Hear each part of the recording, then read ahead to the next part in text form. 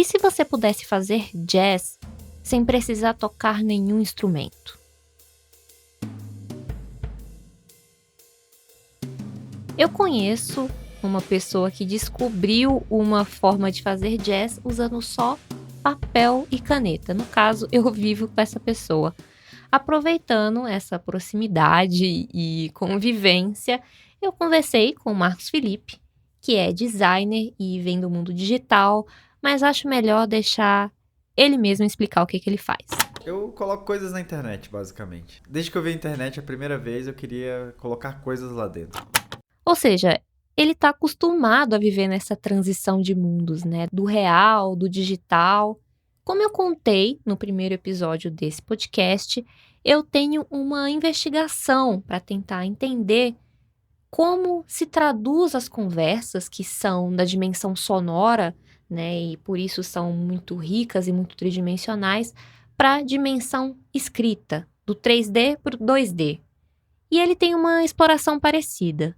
Como que se traduz o processo de fazer algo tridimensional, como o jazz, como o som, para fazer algo bidimensional, que é o desenho? Como assim desenhar com jazz? É possível traduzir um conceito sonoro para fazer algo que é puramente visual?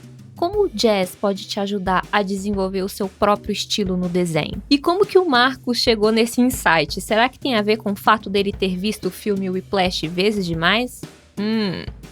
Prepare seus ouvidos, traga seus instrumentos e abra um espaço na sua rotina para improvisação.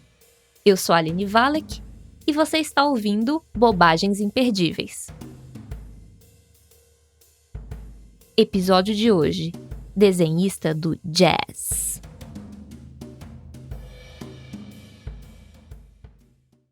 Bem, o Marcos trabalha com digital já há muitos anos, desde que ele é bem mais novo, não vamos entregar idades aqui, mas de uns tempos para cá ele passou a se tornar um rabiscador compulsivo, no papel mesmo.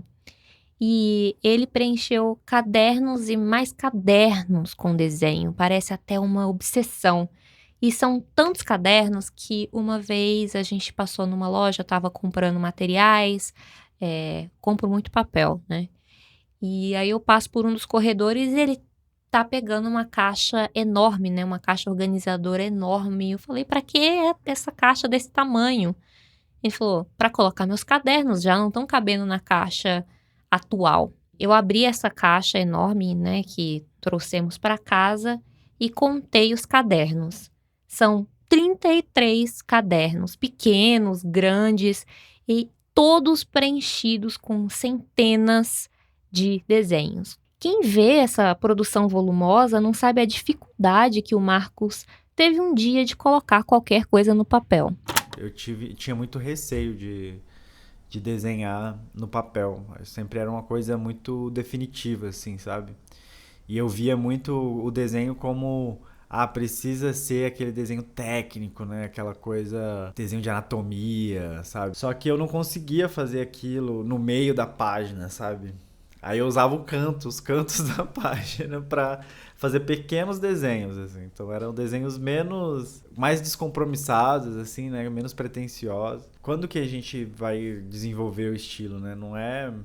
Pelo menos pra mim, assim, eu sempre fui muito estudante, sabe? Eu via o desenho muito como uma prática, mas que eu não tava pronto ainda, sabe? Pra fazer. Isso é uma coisa que durou bastante, assim, até você se sentir confortável pra falar. Eu tive que parar de desenhar há muito tempo pra falar, nossa, eu preciso voltar a desenhar e desenhar, tipo... levar mais a sério, assim, sabe? Mas aí eu entendi que levar a sério não era...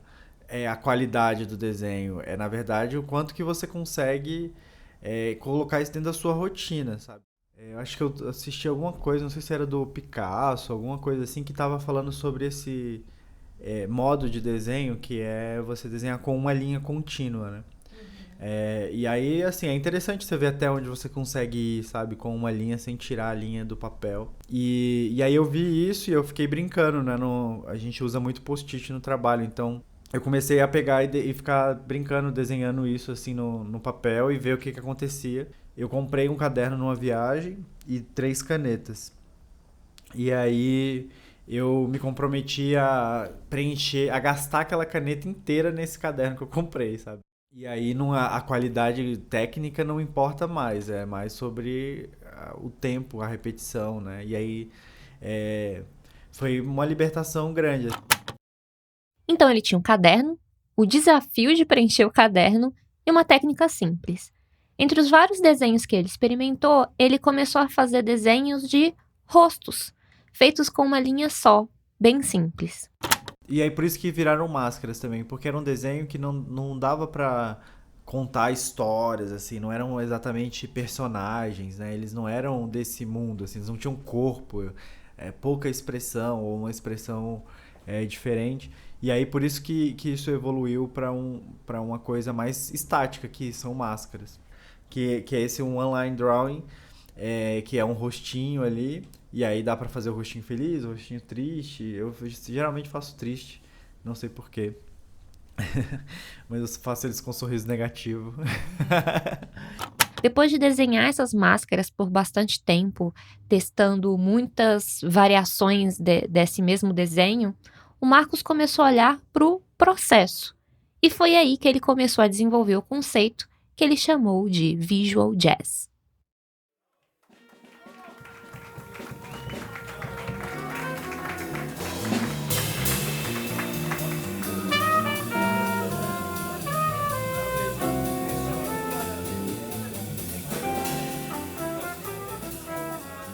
O jazz é uma ótima trilha sonora para produzir, para desenhar, para escrever.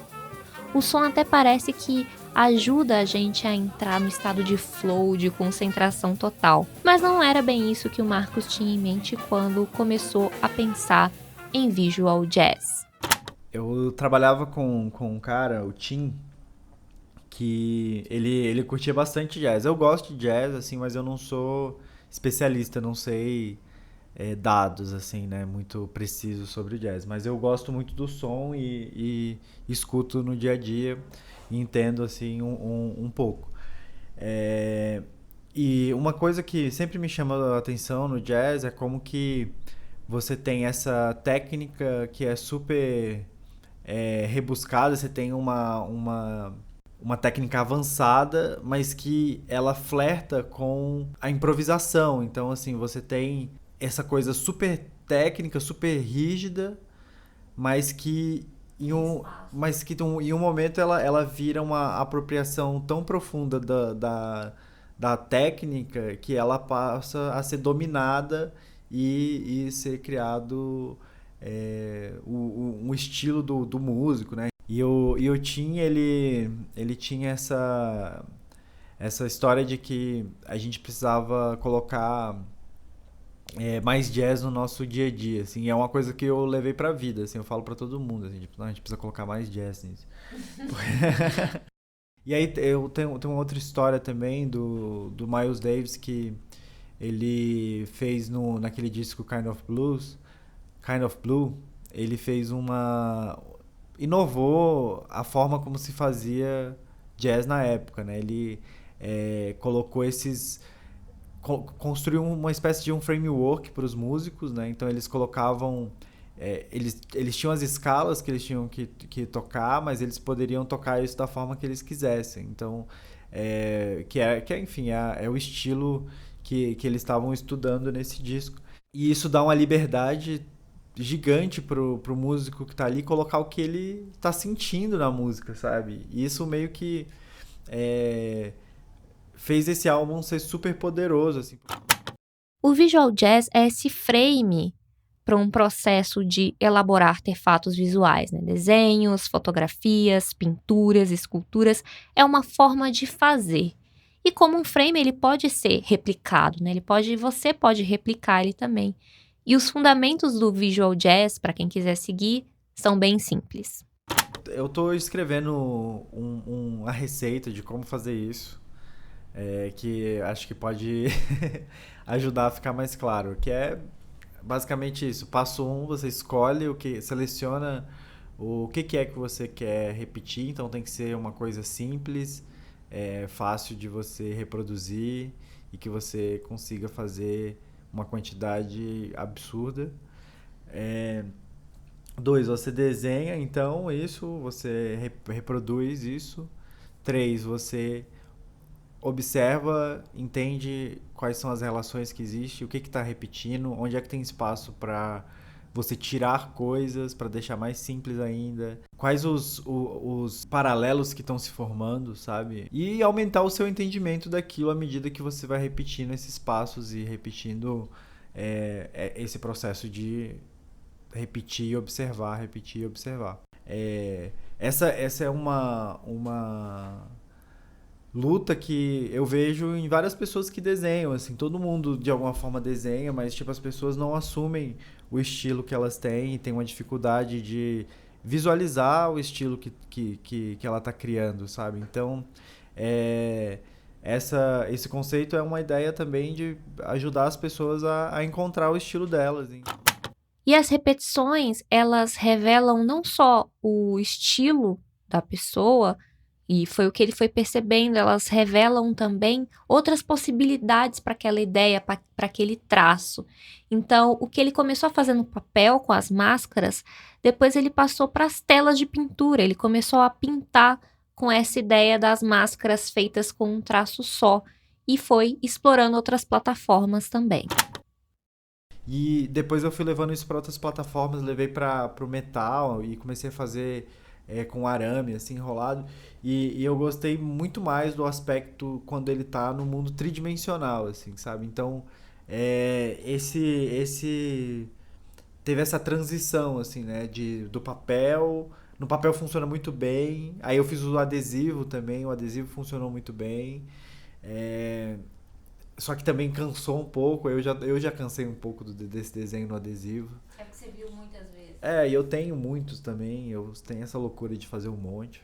Porque a forma simples permite que você brinque com isso, dá para manusear com diferentes materiais, assim, que oferece um desafio interessante, sabe? De colocar isso numa forma mais pesada mesmo, sabe?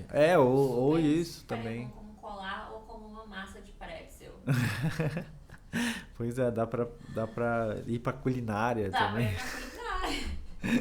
Além de quilos de cadernos, várias telas de pintura, milhares de adesivos que saíram desse estudo das máscaras, eu perguntei qual foi o principal aprendizado que ele tirou desse processo.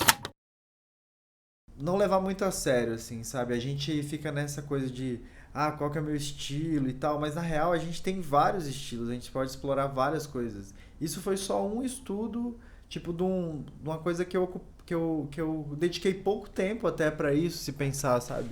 É uma prática simples, curta, não era 100% do que eu tava desenhando e nem nada, era só uma das coisas que estavam ali. Então, não levar tão a sério, mas também conseguir identificar quando tem uma coisa interessante, quando tem uma coisa que você pode aprimorar, sabe? E quando identificar isso,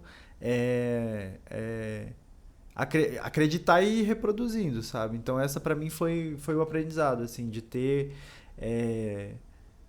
paciência para olhar no longo prazo como que aquilo vai ressoar em mim, assim, sabe? E a gente tem muita pressa para definir o que a gente é e tal, mas na verdade a gente define pelo que a gente está fazendo todo dia, assim, sabe? Pela prática, pela repetição.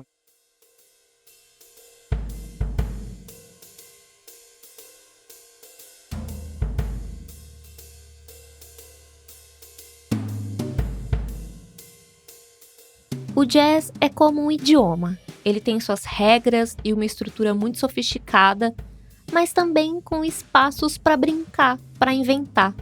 Como qualquer linguagem, o jazz não é rígido, ele é elástico. E é aí que surge a possibilidade de criar. Esse episódio é um convite para você colocar mais jazz nas suas práticas. E eu espero que essa história do Marcos te inspire a se aventurar mais no papel e a descobrir o seu estilo no desenho. Desenhar sem medo. Obrigada por ouvir, Obrigada ao Marcos pela entrevista. Obrigada aos meus apoiadores e apoiadoras que contribuem com o meu trabalho lá na página apoio.alinevalek.com.br. Se você gosta do que eu escrevo, do que eu produzo, você também pode contribuir com o valor de um cafezinho por mês ou do valor que você puder e quiser. Obrigada também a você que compartilha esse podcast, que mostra para os amigos e que comenta comigo o que você achou. Gosto muito de receber os e-mails e se você ainda não mandou, saiba que o seu e-mail é sempre muito bem-vindo em escreva@alinevalek.com.br. Valek, V-A-L-E-K. Eu também tô no Twitter, no Instagram. Pode ir lá me procurar, falar comigo, me marcar à vontade, tá? Um beijo e até a próxima edição de Bobagens Imperdíveis.